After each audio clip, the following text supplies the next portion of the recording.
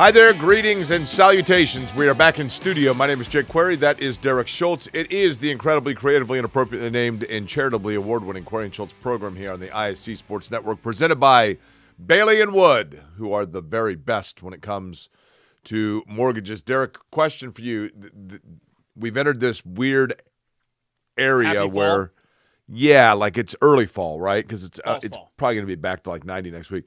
But here's a question. So I have this like hoodie thing, right? Yep. Do I go collar down like such? No, I think you're fine. Do I go zip up here, or do I go full No, don't do full. What's wrong with full? Don't do full, because what I've noticed from full, and especially if you don't have a beard, there's usually some excess as you get older. Over here, it's not that you're fat or that I'm fat. It's just there's excess skin.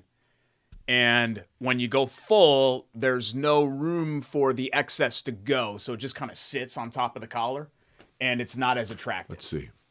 Yeah, I don't think this looks... It just kind of sits a little bit. We're looking at the monitor up here. I don't think it looks terrible. You asked me my advice, and my advice would not to be full zip. Not to go full zip. Okay, what about... So, hold on. So then do I go this? And then, yeah, okay, I like that. But then collar... What about collar? Then it becomes tricky. Do I try to put the collar down? Do I do just the collar leave it. up? Just let the collar do whatever it is going to do. If it's, wilts a little bit, that's okay. Okay. That's okay. Yeah, it looks good. And you got the Adidas to match. I do. Not the same color, though. Should go just a little bit. They're gray, whereas that's more of a blue.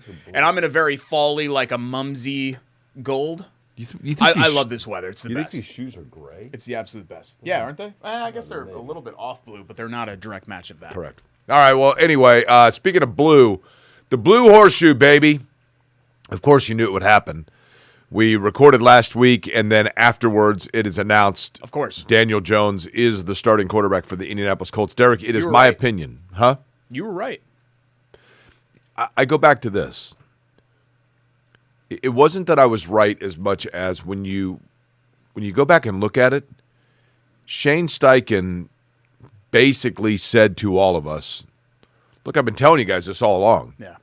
He dropped so many breadcrumbs that eventually you're like, because every time he was asked about Anthony Richardson, you could tell that he was trying to push him, right? And it's not about, and I want to go be very clear. I think we said this last week. I don't think Anthony Richardson, I have no indication. I've never heard anything other than I don't think he's a bad guy. I don't think he's an unintelligent guy.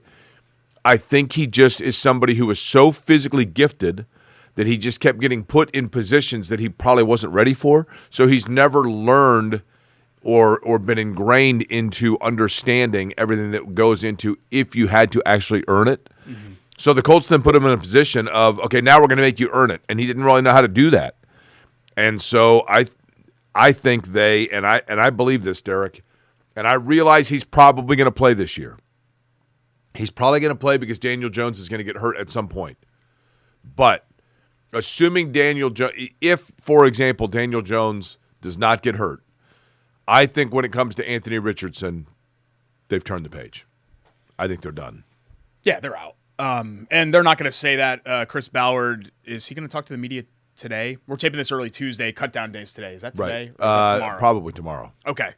4 o'clock today, deadline. We're taping this on Tuesday. By the time you're watching this, folks, the roster will be set. I mean, I figured you guys would rather talk about this than who the Colts, 7th cornerback was going to be. That's not really. They just made trade? I know, I saw that. That's not really this show. Other shows will have that covered. We're not really going to do the deep dive on the roster or anything like that. Even though I do think, like Juju Brents, Jelani Woods probably isn't going to make the team. I think Juju Brent's going to make the team, but there are some interesting cut line stories. But yeah, to get back to the quarterback, Jake, they're going to say they're going to give him more time. There is no historical precedent for a top 10 pick being benched twice. And you say, well, benched? No, Daniel Jones just won the starting job. No, this is a benching. Correct. Anthony Richardson ended last season as the starter. He has now been benched again. Daniel Jones and Anthony Richardson tied, and they gave it to the newcomer. Yeah. Usually the tie goes to the incumbent. It's so funny, Jake, because in the quarterback competition, I think the assumption was that it was Richardson's to lose. Correct. And in reality, just from everything that we know now and adding up everything that Shane Steichen said, because he wasn't really that great in camp, clearly it was Daniel Jones's job to lose. That's how the Colts treated it. It's interesting because I remember saying that if Daniel Jones is the week 1 starter, it's not going to be because Daniel Jones won the job. Yeah. It's going to be because Anthony Richardson lost it. But I don't know. What I would say to that, Jake, is I don't know if Richardson was truly in a realistic position to win it. And what I mean by that is I think he had a pretty good camp. I think he had a pretty good showing in the preseason. Yeah, he had the misread that was pretty bad in the Baltimore game. And I guess you could always do more, right? Because I've heard some people say, well, Anthony Richardson couldn't have done anything. Well, yeah, I mean, he could have been better. But I think that the Colts brought Jones in knowing that Richardson was going to be ready. You have crumbs in your beard. Oh, do I really? A little bit. I've been eating potato chips. Yeah, over here.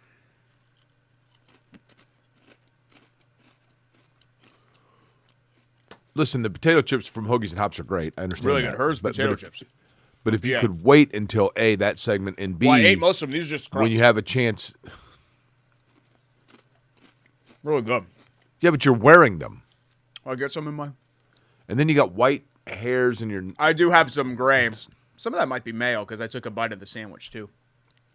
Some of that might be mayo. I don't know. So back to the point. Derek, I said this on the radio show, and I'm going to say it here, okay? I've come up with a new sports phrase. Anthony Richardson's a Ferris Bueller quarterback. Now, that doesn't mean that he takes days off, which he might. I don't know. But a Ferris Bueller's quarterback is this. Do you remember in Ferris Bueller's Day Off? You've seen it, right? Yes. When the girl says one of the famous lines from it, and I don't know the exact verbiage of it, but it's along the lines of, oh, Ferris is really sick. My next door neighbor's best friend's ex-girlfriend's boyfriend heard last night at 33 Flavors. Yeah. Anthony Richardson has entered into the Indianapolis sports lore of the Ferris Bueller phone game. You know, I heard from a guy who knows a UPS delivery guy that actually was delivering around the corner from where Anthony Richardson lived, whose neighbor told him this. The stories with that, none of which are overly egregious, but I'm hearing more and more of stories of just overall immaturity or lack of understanding of the things that would be the littlest things necessary to show your bosses you're all in. And I think the Colts just got to the point where they're like, enough. But I think that's his personality. I think some of that is just he's I don't think laid-back kid. Correct. I don't think it makes him a bad guy. No.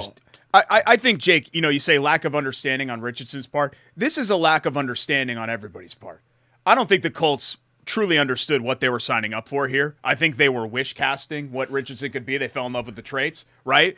And I don't think Richardson understood what it took to succeed at this level because he's always been kind of handed the keys because of his physical attributes. Right. Okay. Derek, who was the owner of the Indianapolis Colts at the time that Jim Irsay was, or at the time that Anthony Richardson was drafted? Jim Irsay. Yeah. Correct. Obviously, you knew that. In the last, you moved to Indiana in what year? Well, I came out here in 2001 to go to IU. Okay. And I began living in Indianapolis in 2006. So in the entire time that you have lived in the state of Indiana, the Colts have had 3 drafted future franchise quarterbacks. Peyton Manning, Andrew Luck, and Anthony Richardson. Jim Irsay was the top brass in charge for all 3 of those, right? He was not in 1990 when they took Jeff George. He was the general manager, but he was not. His father was still the grand poobah. In the time that Jim Irsay has been the grand poobah of the Indianapolis Colts, rest his soul, there have been now 3 franchise quarterbacks selected. The other 2, Derek, were plug and play. Yeah. The other 2, it was these guys have been looking at NFL playbooks and reading playbooks and talking. These guys have been bottle fed by NFL quarterbacks. These guys have been going to bed every night, getting tucked in by somebody who had an NFL playbook in their other arm. And played extensively in college. Right, yeah. And they played extensively in college. I think where the Colts failed is that their thought process was still the same. They just assumed that means that every quarterback who you take in the top 5 or 10 of a draft is ready to play.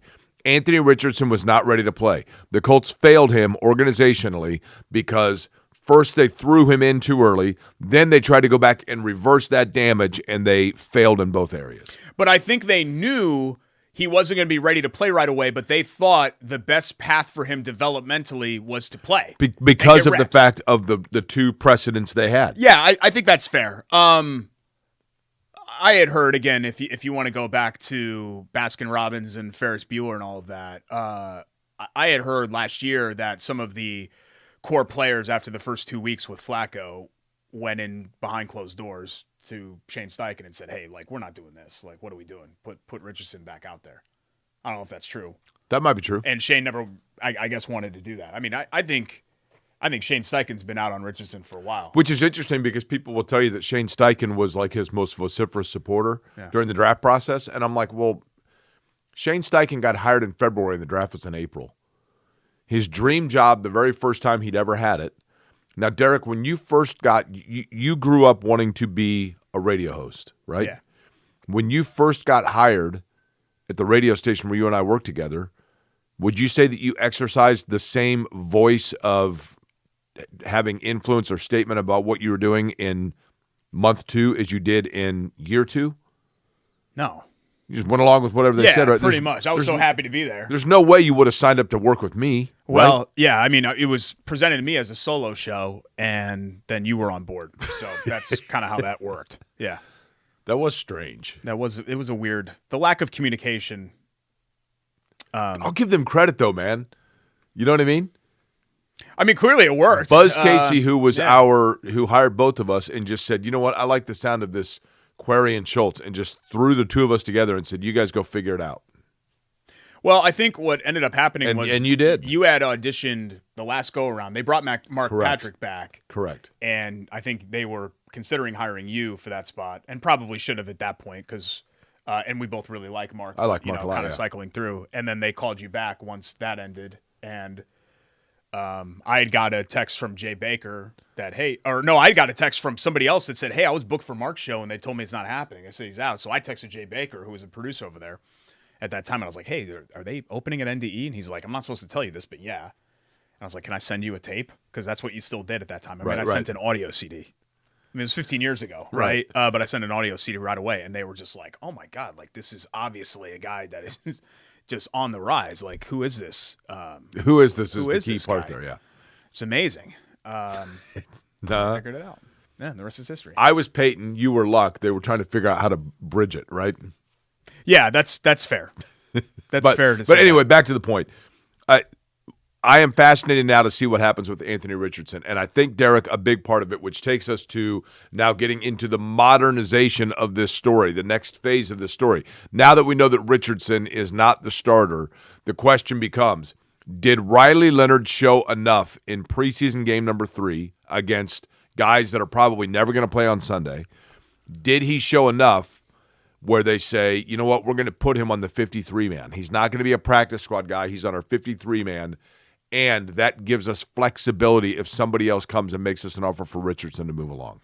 Yeah, I mean, I think Leonard's going to make the 53-man because this is kind of the new. Remember, 15 years ago, you never kept 3 quarterbacks. Remember, the Colts never did for a long time, and that was when they had Peyton Manning starting every game, and they didn't have to worry about it. And remember the old Tom Moore quote: "We don't practice if Manning goes down, we're screwed, and we don't practice screwed." I know screwed wasn't the word. It's changed now. Because especially with injuries and all of that, I mean, guys get hurt all the time. You very rarely see 17 full-game starters. So I think Leonard's going to make the team outright as QB3. But I don't think – ask any Notre Dame fan about Riley Leonard, and I think they'll say the same thing. He is extremely limited as a thrower. He's a nice runner. He's a great leader. He's a great dude. He's going to work his butt off, the whole deal. But he doesn't really have an NFL arm. I don't think he'll ever have an NFL arm. Right. So, but I think he's great as a third stringer. I don't think that's going to factor into the Richardson thing. I would be surprised, Jake, if they I'd be surprised if Richardson wasn't on this roster for the entire year. Okay. I would be. Now, I'd be even more surprised if he was on the roster in 2026. But I would be surprised if I think they're going to finish this out this year. When you're and listen, he's a young guy as well. But Cam Turner, the quarterback's coach of the Colts, when he did an interview about Anthony Richardson, it was like, oh, gosh, they found the guy in the building that was less experienced than Anthony Richardson, right? Yeah. But he's had, he worked with Cam Newton, he worked with Kyler Murray, and I think his quote was, I've done everything I can do, or I've tried everything, or I'm paraphrasing. But he basically came out and said, like, Again, to kind of close the book on it, you don't make this decision without knowing that there was some finality involved. Again, Correct, the Colts are going to say this. It would be much easier for them to have gone to Richardson and then come back to Jones once it didn't work out again. Correct. They made this decision knowing, hey, look, we know how this is going to look. This is going to look like we're out on Richardson, which we are, but we're not going to say that. By the way, speaking of how it's going to, they can't totally throw the towel in on Richardson publicly, because if they are looking to trade him. Of course. And you just don't do that because it's not the right thing to do. Speaking of how it looks, I wanted to ask you about this. So over the weekend, I basically stubbed my toe. I kind of hurt my foot. Okay, this isn't a Colts quarterback. And I'm on the blood thinners now, but I'm actually weaned off of. Mottman took me off of one of them, which is good news. That's like a graduation for me. But I think I didn't really look because I didn't want to. I think my foot might have some bruising, and I didn't know if you'd want to take a look at it. We don't have to do it on the camera, but just I'll show you my foot. Okay, here we go. Yeah, you want to see mine? Sure. If we're gonna play this game, I am. This is like the U.S. and the Soviet Union. You're gonna show me your nuclear warheads. I'm gonna show you mine. So get ready, because I got some too. I got some weapons of mass destruction right under here. Well, you just have hairy feet, right? Yeah, they're disgusting. Yeah, it's the worst. It's kind of the worst thing about me. First off, these are the shoes that Derek said were gray. Okay, I guess they're blue. All right, fine. I was looking under the table. Yeah, I haven't looked, so I need you to just. I will. I don't care. I will look. I'm a grown person. I can look. Yeah, that's pretty bad. That's pretty bad. What are we looking at here? How would you rate it? It's a lot of purpling. If you remember, I don't think he is in on the roster anymore, but if you remember the McDonald's mascot Grimace, it looks like Grimace's foot. It kind of does, doesn't it? Yeah, it looks like Grimace's foot. I looked once and I'm good. Should I? I can't. Hold on. I can't get it up there all the way. Can you see the toes? Like there's. Wait, no. Flip it. Yeah, flip it aside. Okay. There you go. Now you can see. Well, the mic stands in the way. Here, the mic stands in the way. No, up a little more. Can you lift it more? Oh my god. No, see the camera's confused now. The camera it's confused. There it goes. Yep, there we go. That's a good shot.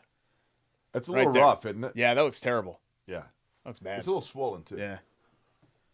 I'm not going to show you my foot. Yeah. My foot looks like if you watch Lord of the Rings, my foot looks like Frodo's foot from Lord of the Rings. So I won. Yeah. I won the competition. I have an inordinate amount of body hair on my foot. Every toe has hair as well. But yeah. That's shocking. So do we have to steer it back to Colts again? Yeah. So it's Daniel Jones. We could talk about Derek. Here's the thing. Are you excited about the year?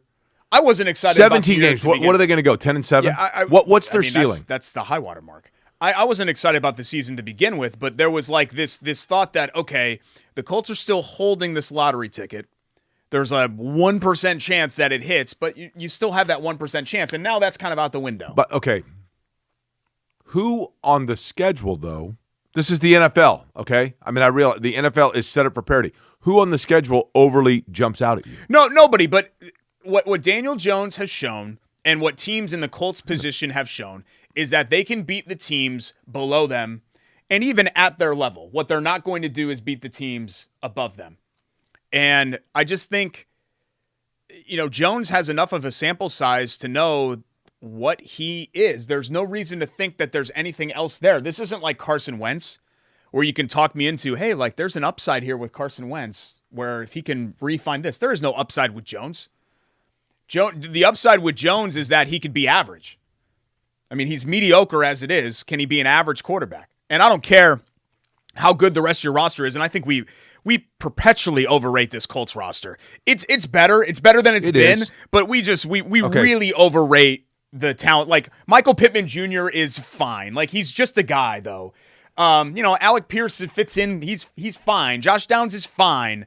You have a guard that's really good. Who cares? You have a running back that's really good. Who cares? You have a slot corner that's really good. Who cares? Like, the roster's good. It's fine, but good and fine means 9 and 8. Okay, Derek, hold on. We're going to do this quickly. You ready? We haven't done this yet, so we're going to do this quickly. I'm going to give the game, and I want you to tell me win or loss. Okay? Just win or loss. Here we go. Hold on. Okay. I hate doing this. Quickly. Top of your head. You ready? Yeah, okay. Dolphins at home. Well, it's a season opening game, so they're going to lose. Broncos at home. They're going to win that. They'll split the first two. At Tennessee. Win. At the Rams. Loss. Raiders at home. Win. Cardinals at home. Yeah, I'll give them a win there, too. Wow, look at that. At the Chargers. Loss. Titans at home. Win. At Pittsburgh. Loss. Falcons at home. Loss. Falcons in Germany. Loss. Okay. At Kansas City. Loss. Texans at home. Oh, God, I still want to give them the division games. I'll say win, just benefit of the doubt. At Jacksonville. Loss. At Seattle. Loss. Niners at home. Loss. Jaguars at home. Win. At Texans. Loss. 7-10. Okay. I felt like I had them better than that. Maybe because I had them 5-1 or 4-1 to start the season. Here's the thing. Yeah. You go 7-10, you're drafting 14th. Yeah. I mean, yeah. It is. Bring on another linebacker from Texas A&M. And maybe this is good timing for this. And I'm crossing the bridge before we get there, but I'm just going to cross it because the bridge is up ahead, and we're crossing the bridge. Okay, the bridge is up ahead. We're crossing the bridge. Maybe this is a good time just for this franchise. To me, Jake, desperately needs a reset. It needs new leadership. It needs a new coaching staff. It needs a new front office. You've got Carly and the daughters at the top. Like, I think this is a good time to just kind of turn it over, turn the page from the Jim Irsay era. Like, as iconic and great as Jim Irsay was, understood. The last 10 years, he did not cloak himself in glory. More often than not, it was bad than it was good. I shouldn't say bad. More often than not, it was not good than it was good. And I just think it's time. And I'm adding everything up here because the Colts for a long time have been the only game in town because the Pacers have just kind of been in the middle. And IU basketball has been searching for itself forever, and all this. But now you have the Pacers are contenders, right? I understand with the Halliburton injury and all that, but the Pacers just went to the finals. IU football is suddenly good. Right. Purdue basketball is a national power. Like you have other things now in this town to the fever with Caitlin Clark. You have other things in this town to now divert your attention. I just think this is a crucial time for the Colts to do something. I think they've been resting on their laurels for so long, and pretty soon here, the laurels are going to be a decade out the window. Can you name this movie? But we're contenders now. Major League? Wow. Yeah. Well, the voice helps. True. If you just said, but we're contenders now, then I might not know as well. When we go out, a lot of people don't recognize us, but it's cool. The American Express card. Don't steal home without it. I got recognized at Trader Joe's the other day. By who? Trader Joe's, a listener, a fan. There are no fans. Yeah. I shouldn't say listener anymore because I don't. Male or female? Anymore. It's always male, pretty much. I did get stopped by a female once 3 years ago. I was at White River State Park, and she was very excited, and I was like, wow, this is amazing. Okay, the fan that stopped you at Trader Joe's, well, obviously over 40 or else. Well, no, I shouldn't say that. Trader Joe's under 40. I would say he was probably a little bit young, in his 30s. How long into serendipitously meeting you did the conversation turn to me? Didn't at all. He had been a listener since the 950 days. Really? Yeah, which is crazy because like 3 people listen to that show. Like, that's all that the signal reached, remember? Yeah. It was a 56th Street tower and it pointed directly south, so you didn't even really get Hamilton County and the donut counties. But it's always I love it when my wife is with me. I don't like it as much when it's the best time is when friends, like my adult friends, are with me. Because my adult friends, like, have an idea of how that I'm a big deal, but they don't, I don't think they fully understand, and I've tried to tell them how big of a deal. And so when other people come up to me, that's when I want my adult friends to know how important I am, if that makes sense. And so well, you're not. That's the problem. When somebody stops me in public, I love it when Ashley's around because she hates it.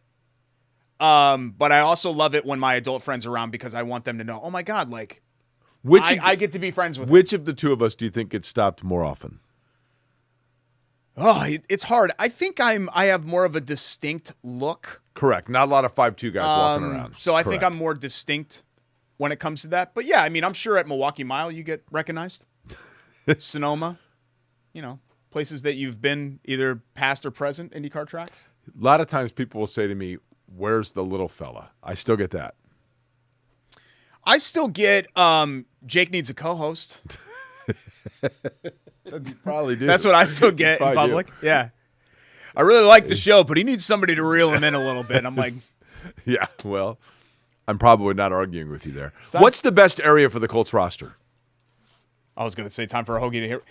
I think depth-wise, I think it's wide receiver. I would agree with that. I just think the problem at wide receiver is that you can't grade them more than a B because they don't have a game breaker. Maybe A.D. Mitchell can be one someday, but they don't have a game break. No, he's not a game breaking type. Alec Pierce is a good player, and I'm glad that he's. If I'm Alec Pierce, had a good career. If I'm Alec Pierce, I'm thrilled that I did not sign a contract yet for my extension because. Yeah, I think he's a big loser from not having Richardson because I think Jones will be less inclined to air it out. And I like Alec Pierce. Did you hear balls. there's rumors that he dated Sydney Sweeney? Really? Mm-hmm. His brother is a high-level basketball recruit. Caden Pierce? I think they are a very athletic family, yes. Yeah. His other brother played a sport too, right? Okay, yeah, maybe. I don't know. But kind of a cool – because you look at – I saw Alec Pierce at Hoagies and Hops. That's right. Like a year ago, and you would have no idea that he's an NFL player. You'd have no idea. Nice looking kid, though. Yeah. Caden Pierce, what year is he? I think he's 26. I think he's a senior this year. Are we going to look and see? Maybe he's 27. Do you want to guess his top schools? Oh, it's like a who's who. I mean, he's like a top national recruit. I think he's a top 100 national player. Purdue's in on him. I know that. That's part of the reason that I knew. I mean, I would think that Cincinnati or Ohio State didn't. You know what I mean? Aren't they from that area? Yeah, because obviously Derek Alec went to Cincinnati. How asleep are you, man? He's like a senior in college.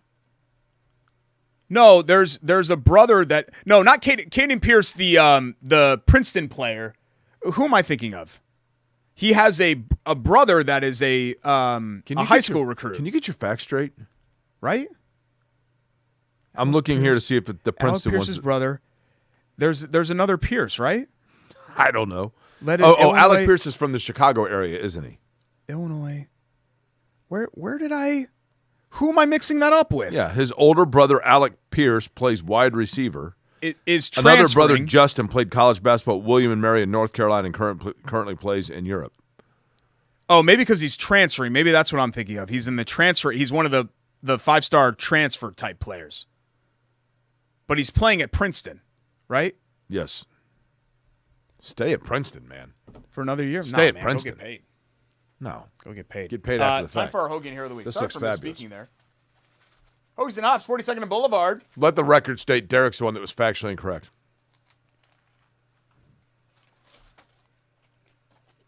I had law coming out, so I had to take a bite.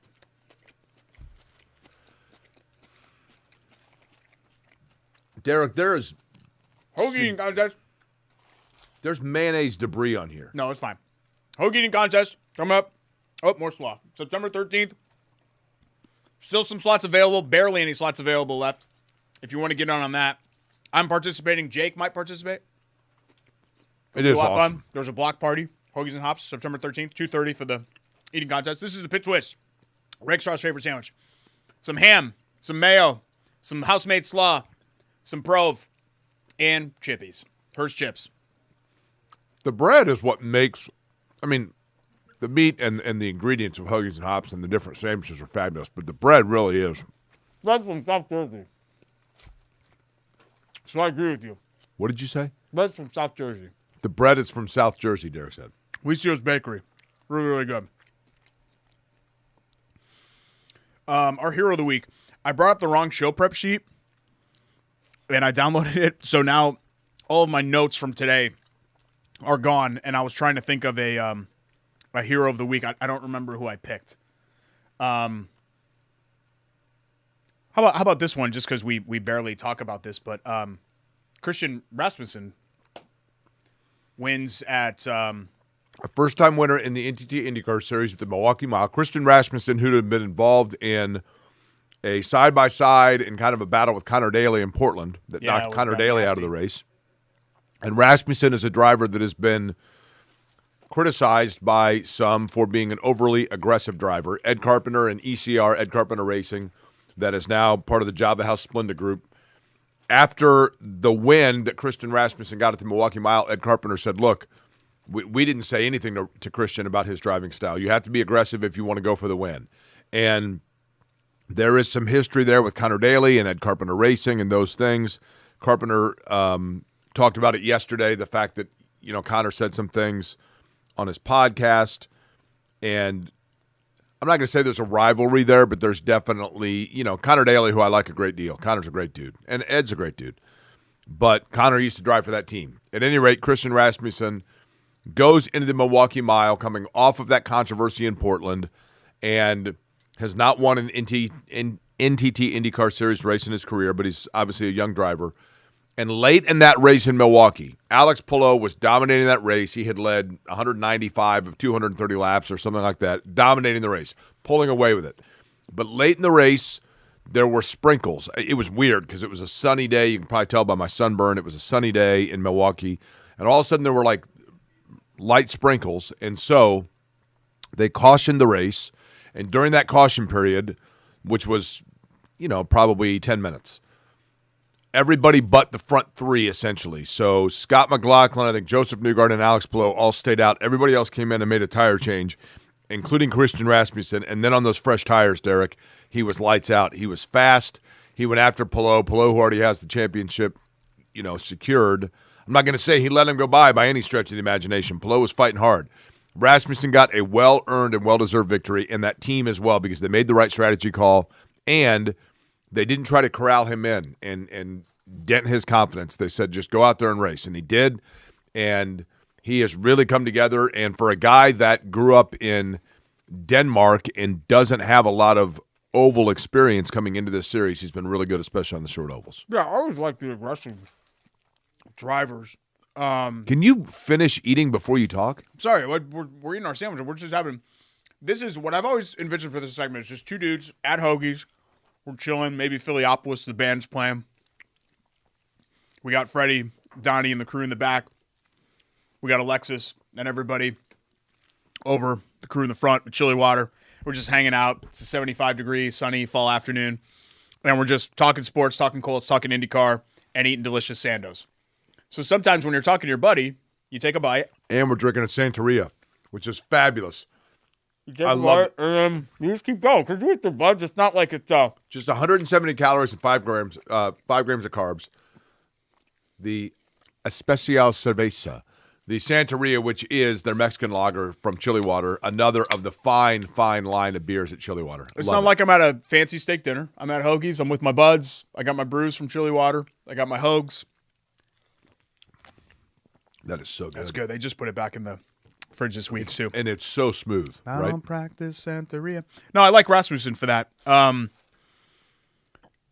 think, I heard the Milwaukee race was amazing as far as the fan support and all of that. Very good attendance. I am rarely optimistic about IndyCar because I think IndyCar just kind of gets in its own way a lot, but clearly there is it's niche, but there is a place for the niche. They just have to maximize that space. Even if the space is this, you just got to maximize it, and maybe you can grow it a little bit and grow it a little bit and grow it a little bit, but it's there. It's not dead. Like the people that are like, well, just fold up the series and just run the 500. Like it's not. I think it can be more than that. But everybody's got to kind of get on the same page of what that can be. So, it was anytime you can get a new winner, it's good, and get somebody else to get some attention. As dominant as Palou has been, it was good to have somebody else. We come back on the show, more on the Colts. We've got some quick hits to get to as well. Some college football too. It's game week. Even though there aren't a lot of really local interest. There's a big one. There's one big game. Local interest. There's two big games this weekend, right? Local interest wise? I mean, one certainly. Yeah, for 38th and Washington apartment complexes, maybe there's another one. We'll come back with that. It's Bailey & Wood Financial Group presents Corey and Schultz, ISC Sports Network.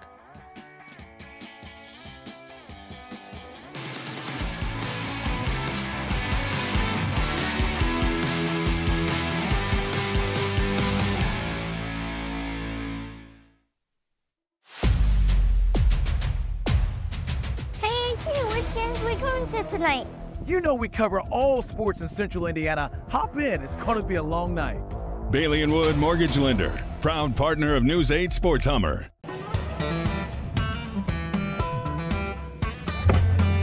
Hey, AC! Nice snap. Mortgage is a snap! Duh! Bailey & Wood, a lending hand for Wish TV Sports.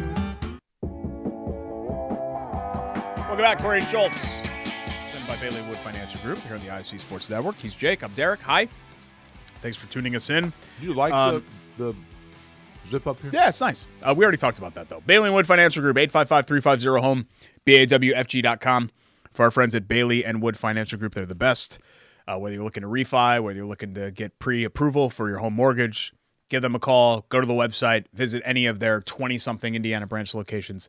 Bailey & Wood Financial Group for 5-star customer service, and we appreciate them supporting the show as well. So college football, we had week 0. The only really interesting thing of week 0 was seeing Frank Reich coach a team that Andrew Luck is the GM for. Man, Stanford, they had a hell of a run there from like 2009 or 2010 to like 2018 or so. I mean, they were like in Rose Bowls and winning the Pac-12 and Christian McCaffrey and Andrew Luck. And you remember they had a ton of really great players. They had a ton of players, and they might go 0-12 when you look at their schedule. They might go 0-12. I mean, if you're not going to beat Hawaii, then that's probably bad. Can I say something? I feel like I've said this on the show before. I'm really astounded how people view Frank Reich. Like, there are Colts fans that think Frank Reich was like the worst coach in Colts history, and that's just that's not even close to being in the realm of accurate. I definitely saw people like, oh, once again, Frank Reich, butchered the clock. He was a bad coach, just like he was. What? Like, I don't know. Full disclosure, I was a defender of his. I think he had a lot of bad luck. But the 2018, 2019, and 2020 seasons objectively were good seasons for the Colts. And Reich has to get some credit. Now, he had Nick Sirianni. He had a great staff, right? But he has to get some credit for that. 21 collapsed, and he put his chips in on Wentz, right? And 22, it was time for him to go. But I think I'll say this. I think Frank Reich, and I really like Chuck Pagano. Frank Reich was a better coach than Chuck Pagano. Just out of curiosity, who do you consider to be, and I'm not saying this like say, I'm genuinely curious, who would you say are the 4 best coaches in the National Football League? Well, I mean, I think at this point you have to take Andy Reid because he's a Hall of Fame level coach now. Understood. Okay. I mean, I think Jim Harbaugh is a great coach. Don't you kind of have to say Sirianni now? They've been to, 2 Super Bowls with him? Okay. Right? John Harbaugh? Just for the longevity. They never fall off. Yeah, right? For the they longevity of it, sure. Like the job Dan Campbell's done. Yeah, would he be a top 4 coach? Maybe. He'd probably be in that conversation. Who would you say are the top 4 coaches in college football? That's harder because I feel like there's been a lot of turnover, and I don't think Ryan Day is a great coach, even though it's a great program and they just won the national championship. I think Ryan Day is a Corvette driver that has a Ferrari. Does that make sense? Okay. And then there's been, I mean, and Dabo's kind of fallen back, and Saban's gone, and I think it's kind of harder to determine. I mean, Kirby Smart, sure. Yeah. I mean, yes. But I don't know. Like Sarkisian, does Freeman deserve that after 1 year, 1 great year? Right. That's harder to say. I mean, I'd still put. I think Dabo's still a top 5 coach, don't you? I mean, it's hard. Just the track record. They got a big one coming up here. Clemson opens with LSU. They're going to contend this year, or they're supposed to. I did see, and I mean, this is totally meaningless, but I did see like the way too early college football predictor that had Clemson winning it all. Yeah, 2 of the Yahoo experts picked them to win it all. Part of that is this. They do have a good roster. They open with LSU at home. They have to win that game. If they beat LSU, then theoretically they've got a pretty good. I mean, their schedule's very favorable. Well, it's Notre Dame last year, right? It's if you get by A&M, I mean, nobody thought they were going to lose to NIU, but Right. if you get by A&M, then the path is there. Right. It's not Clemson's fault. But the ACC, like the last, when Clemson was going to national championship games, Louisville was really good and FSU was still good. Carolina. And like now, it's just a bunch of like 7-5, 8-4 teams. You're right. Like all those programs are fine. Like Virginia Tech's fine, whatever. The ACC, North Carolina's fine. Here's what the ACC is. The ACC is Ohio State, Iowa, And 12 10 Minnesotas. And 12 Minnesotas. Yeah.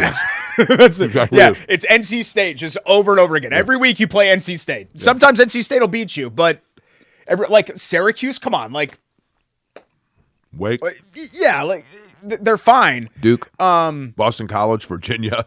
I mean, yeah. Yeah, part of the reason that since 2017 Notre Dame has kind of surged back up is they do those 5-game ACC deals and they've been owning those games. They're Right. like 30-5 against ACC teams in that span. Doesn't Ohio State Texas play it this weekend also? Yeah, that's a massive one. Where's that game? It's at the Horseshoe.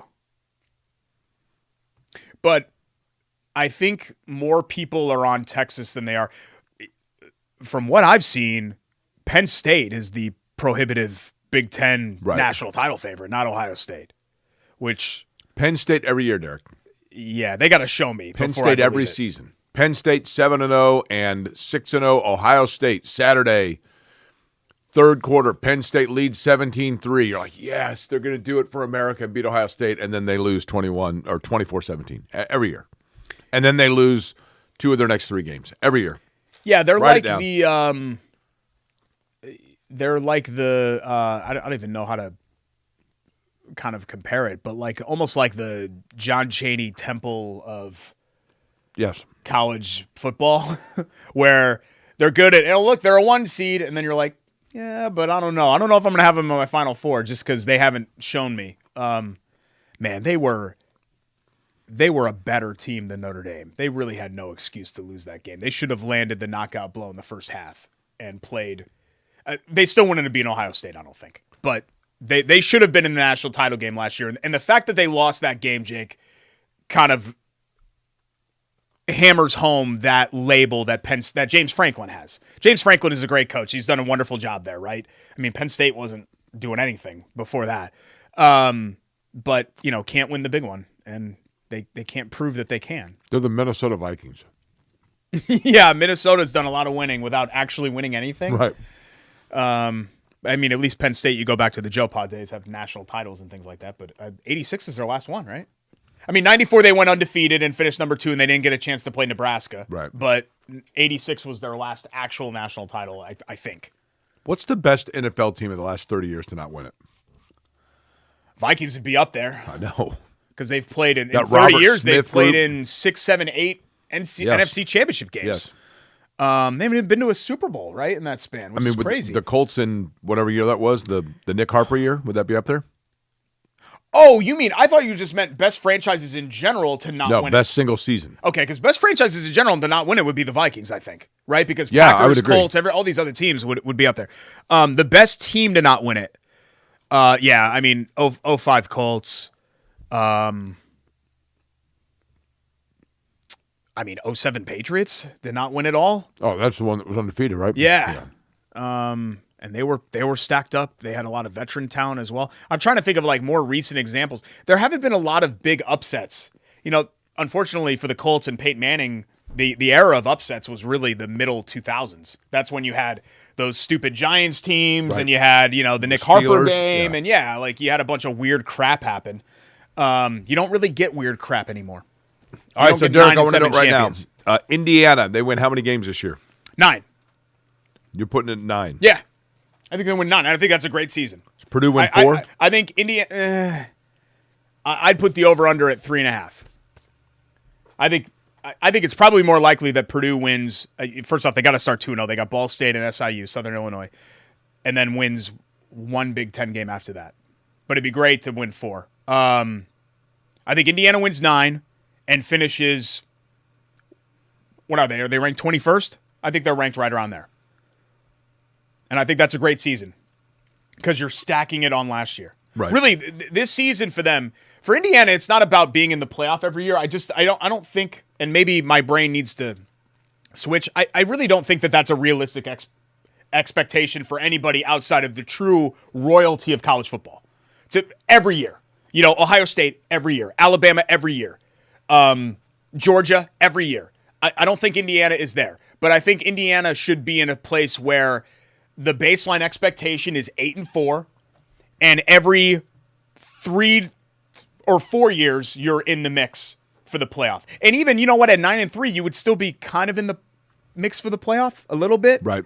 I'm very curious to see that's where I'm at with them. I'm curious to see what Indiana does do to back up, and is Kurt Signetti going to be different now in terms of just the bravado, so to speak? And then Purdue, I think if Purdue wins 4 games, it's a really good step for them. I'm very curious to see what their roster. No one knows, right? They're bringing in all these players. Yeah, and I think some of those are, I like what Odom brings to the table, at least on paper, and I'm hopeful that Purdue can just get a baseline, just kind of secure the ground as nice and level, so that when you take a step, you're not completely just sinking. get back to being a middle tier Big Ten team, Right. which I think they can do. Not this season necessarily, but I think they could, because Barry Odom knows what he's doing. He's not going to learn on the job. Kurt Signetti, I don't think should change a thing. I think Kurt Signetti should be exactly who he has always been. That's how he's been successful. That's why he's won everywhere. Google him, right? I mean, how can you and you can't roll that back now? That's already out there. Right. So I don't think anything should change with them. But I think Indiana. I think Indiana's in a great. I've always felt this way, even when they were a doormat. There's no reason why Indiana can't be a successful, consistent football program with the NIL, with everything else. Indiana's a sexy school for football players to go to. Why wouldn't it be? How's Notre Dame in terms of the quarterback situation? Well, they named C.J. Carr the starter, who is the more heralded recruit. But a lot of people felt like Kenny Minchie was the guy that outperformed him in camp, and that Carr was just the guy because he has more upside. And what they're worried about is that, the schedule's front loaded. So you've got this, you're throwing this guy into the fire basically with Miami and A&M, and then they've got Boise. They've got a kind of a tricky game at Arkansas. That's tricky, even though they're a middle road SEC team. That's a tough place to play. I think Notre Dame's looking at 9-3. I'm kind of low man on Notre Dame this year. I think some people think, well, they're going to go 11-1 and contend for the playoff again because they're Notre Dame. They're back, right? And they've been back for a while on that stage, I guess. But I think the schedule is. There's no way this year's schedule, last year's team would have survived the way that they did. The last year's team benefited from the schedule. I went to an Arkansas game at Arkansas in 1991. Woo, Pig Suey. The crowd. Really? Yeah. Now, here's a question for you. You almost went there, right? Didn't you apply there? Because it was easiest schools to get Correct. into? I didn't apply, but it was one of the 5 that I thought I had a chance of getting into. But when I was a freshman at Kansas, we went for the weekend down to Fayetteville and went to a college football game between Arkansas and a then Southwest Conference team. Rice. As Arkansas was also in the Southwest Conference. Houston. I believe, if I'm not mistaken, it was an all field goal game. I think it was 9-3 or 9-0. Arkansas lost, if I'm not mistaken. But I remember this. Every person that I met on the Arkansas campus, and it was a neat campus, and it was cool to go there. Every guy that I met was 5'2", 195 pounds, with little hands and drunk. Every one of them. It was bizarre. Would you like to guess that Derek's looking up their schedule? I know what it is. Go ahead. Baylor. Yes. What was the final? 9-5. Yeah. I was there. They were both ranked. Baylor beat them, right? It was a top 25 matchup that Baylor won 9-5. Yes. Wow. I was there. What was the date on that? I'm going to guess. Let me guess. Okay. It was not yet totally cold out, and it was, I'm going to say it was October 5th of 91. November 2nd. I was there, man. Razorback Stadium, 9-5. They also had a game that they won 9-7 yeah. that year as well. Wow. They ended up finishing 6-6, and they lost in the Independence Bowl in a non-conference game against Georgia. Because that's when conferences used to make sense. Yeah, because the Southwest Conference, then, I can tell you right now. You ready? Yeah. Pull up the Southwest Conference. I got it right here. 1991. You ready? Yep. Texas. Yep. Texas A&M. Yep. Texas Tech. Yep. There's one more Texas school. TCU. Yep. Baylor. Yep. Oh, two more Texas schools. Sorry. Arkansas. Yep. Rice. Yep. SMU. Yep. You're Houston. missing one. Yep. There you go. Good job. And then the Big 8 was Kansas, Oklahoma, Big 8. Nebraska. Oklahoma State. Hold on. My dad and I had a way that we used to. Okay. Big 8 was Oink Muck. Oklahoma, Iowa State, Nebraska, Kansas State, Missouri, Oklahoma State. There were two N's in there, I guess, and then Kansas. Yeah. Who would the other N have been? Maybe Nebraska. it was. Oh no, it was Oink Mock, Colorado. Yeah. Colorado. That's right. My dad came As up the with good these Lord little intended. these little phrases for me to remember every conference, Yeah. and I can still remember all of them. Yeah. Isn't it funny how that works? Southwest Conference was TTTT Barsh. I got brainwashed the opposite way, where I can name all of the books in the New Testament of the Bible in order. Go ahead. Matthew, Mark, Luke, John, Acts, Romans, 2 Corinthians, Galatians, Ephesians, Philippians, Colossians, 1st and 2nd Thessalonians, 1 Timothy, 2 Timothy, Titus, Philemon, Hebrews, James, 1 Peter, 2 Peter, 1 John, 2 John, 3 John, Jude, and Revelations. It's pretty impressive. Mom sang in the church choir, vice president of the youth group, baby. What church? And Nichols United Methodist. Okay. And now my kid goes to Catholic school and remembers at the Jewish Community Center. So we all faiths. We are all faith. And you raised money through Sausage Fest. Hell yeah, brother. Hell yeah. Okay. We come back. We haven't done quick hits, right? We have not. Can we not do quick hits? All right, quick hits. And we'll do Chateau Kitchen's Butter Bowl Bleep. It's Corey Schultz, ISC Sports Network.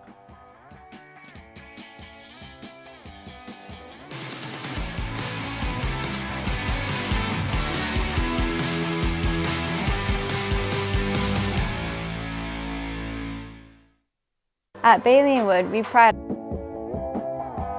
Welcome back, Corey Schultz, ISC Sports Network. Thanks so much for joining us. Thanks to Bailey and Wood Financial Group. Let's get to our quick hits. A lot of arrests in quick hits. A lot of what's that? A lot of arrests. Tell me the violation and the location, and see if I can tell you the athlete. Okay, felony drug possession charges for a guy that's really been a lifelong criminal, sadly. Art Schleister. Yeah. Felony drug possession. Here's my question. 24 traffic Wasn't stop. he in prison? Yeah. How's he getting busted for the booger sugar when he's in prison? Well, this was from last year's traffic stop. I guess he was out. I don't know if he was on parole or probation or something like that. There was a crack pipe. He's 65 years old. You know, it's sad, right? It's just a sad story that I think there are just some people that are incapable of being productive members of society. Correct. It just seems that he's that way. Art Schleister has, Dana Hunsinger Benbow, who's a friend of both of ours that wrote a big feature about him for the Star, commented that Schleister told her that he was already completely gripped by gambling by the time he got to Ohio State. He started by gambling on horses when he was in high school. By the time he was in the NFL, he was gambling everything. His father ended up committing suicide because Schleister had run his father's savings dry. I remember once he was selling packages to Super Bowls, and Robin Miller's like, this guy's the biggest con artist known to man. And sure enough, 6 weeks later, he got busted because those were all fake. I mean, he has been absolutely gripped by all of that. Yeah, and it's a shame. How about the big dumper, Cal Raleigh? 50 dingers now. Has broken the record for all-time catching home runs. It was Salvador Perez, I think, and Johnny Bench before him. But 50 bombs for Cal Raleigh. Isn't this a perfect example? And this is coming from a baseball exactly what you're going to say. A perfect example of where baseball is. If Cal Raleigh was on the circle right now, how many people would stop him? Or if I walked up to them and be like, hey, what team does Cal Raleigh play for? Oh, if you asked 50 people that, 2 would know. Yeah, I mean, it's too bad because it's a great story. I mean, here's a guy that kind of came out of nowhere, right? And he's in the MVP race. in a year where there's not like a defined MVP. I mean, I guess you could probably give it to Aaron Judge every year now. But, he's like the ultimate home run hitter.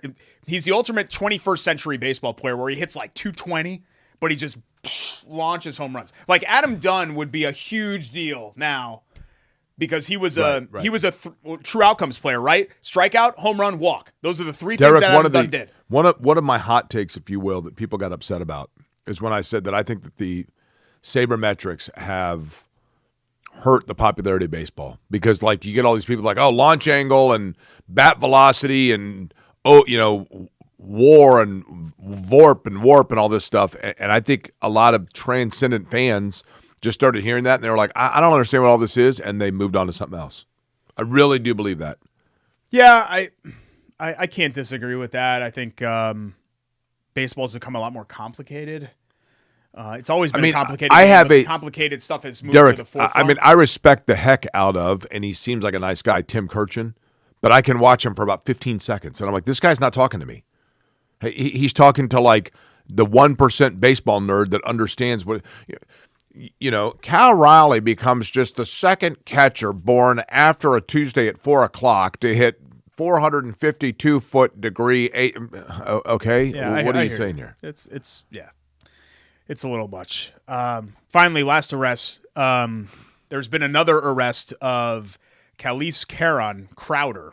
He is known as the butt-sniffing bandit for allegedly engaging in lewd behavior towards women in Burbank, California. He was taken into custody after store employees at a Walgreens reported that he was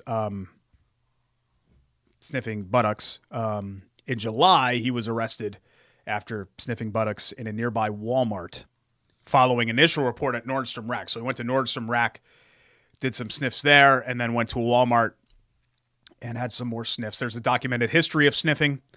Glendale, Burbank, that area. He just walks up? He also previously served time for burglary, robbery, and indecent exposure.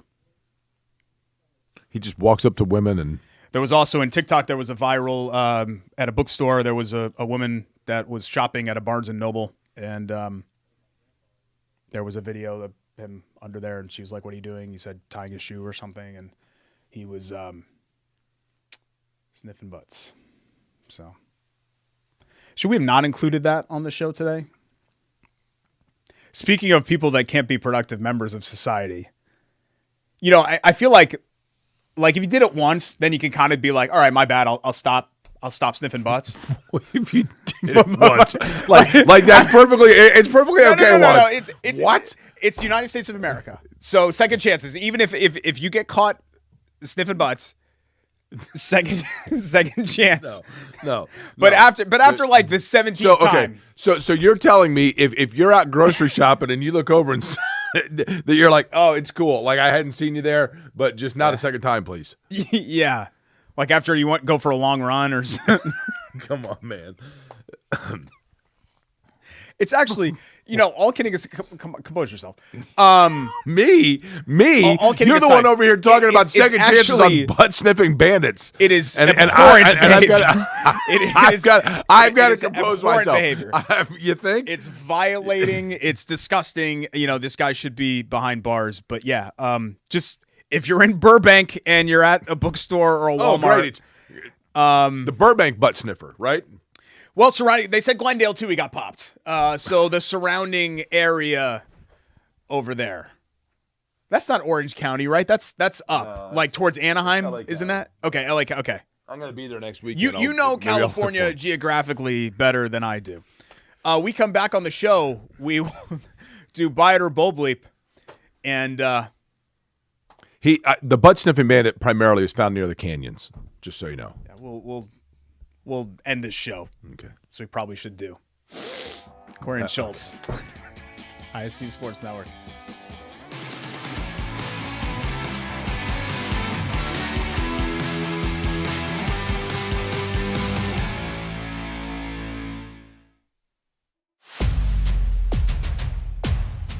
Hey, AC, which games are we going to tonight? We cover all sports in Central Indiana. Hop in. It's going to be a long night. Bailey & Wood Mortgage Lender, proud partner of News 8 Sports Hummer.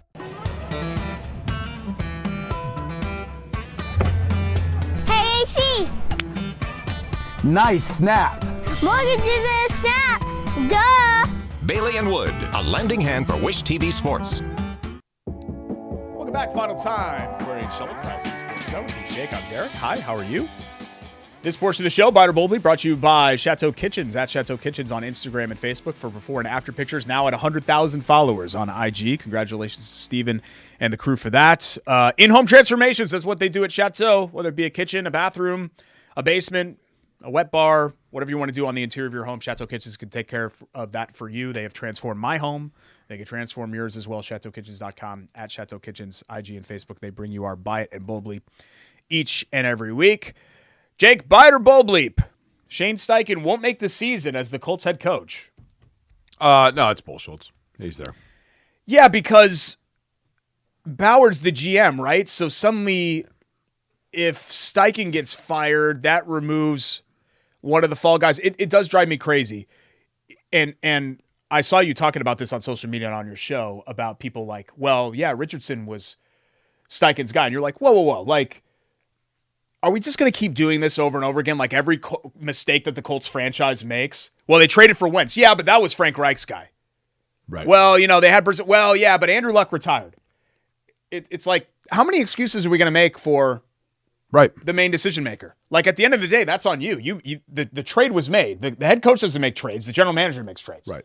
So, the head coach doesn't make draft selections. The general manager decides to make that pick. So, I don't know. It bothers me that we're still we're in year 9 of this and we're still rushing to the defense, even though obviously Bauer's taking a lot more criticism. Derek, there are 2 quarterbacks this year that the Colts will face that were with the respective team the day Andrew Luck retired. 2. So the whole they're rebuilding for the Andrew Luck retirement. Look at every other friend. The only 2 they will face. Mahomes. That's one. God, who's the other one? Because Stafford would have been moved on. No. I'm missing an obvious one. Kyler Murray. Oh, my God. I would not have thought of Kyler Murray. Yeah, that's wild. Yep. That's a great trivia question. Wow. That's incredible. Bite or Bold Bleep, multiple teams from the AFC South will make the NFL playoffs. Nah, bullshit. I can't imagine that they will. I mean, unless the Colts and, say, Tennessee are so bad that it allows Jacksonville and Houston to just get easy wins right there and put themselves in wild card contention because of attrition elsewhere. And you look around the rest, like the Jets, Dolphins, and Patriots. Yeah, I mean, right? Yeah. Even in the North, like the Steelers, the Browns, like there's, you got to send 7 teams, right? And that's going to be difficult to do. I actually didn't have a third one for Bite or Bold Bleep. Do you have one? We got like a minute left. I could do one. Go. Don't tell me that you can do one. Do one. Hit me. Buy it or bullshits. The combined total number of wins between Purdue and Indiana in this year's college football season will be more than the winner of the AFC South for their year. Oh, absolutely. Because even if I had IU at 8 and I had Purdue at 3, that's 11. You think 10-7 wins the AFC South? Oh, yeah. Okay. Yep, I do. So, yes, buy it. But not a bad question. I would have lowered that number a little bit.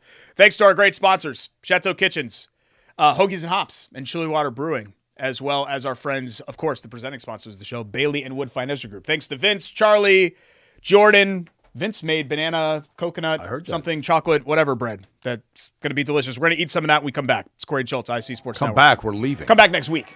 Sorry.